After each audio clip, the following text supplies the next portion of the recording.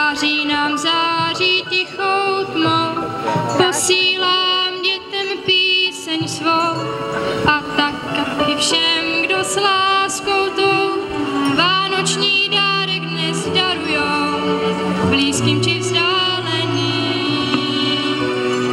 Hosty toho hosta jménem klid přivítají u dveří.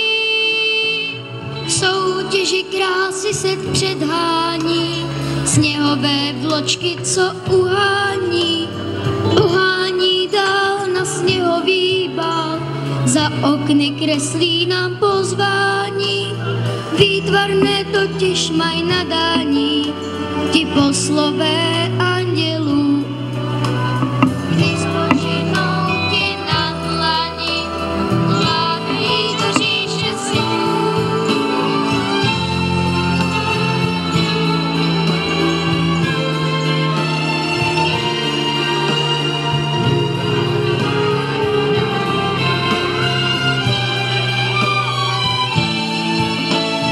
Jednoho večera dávno dřív zpívala dívka pár tónů svých, zpívala ve tmě tak krásně a něžně, děťátku jež měla v náručí, kolem jen ozdoby z pavučin a v koutech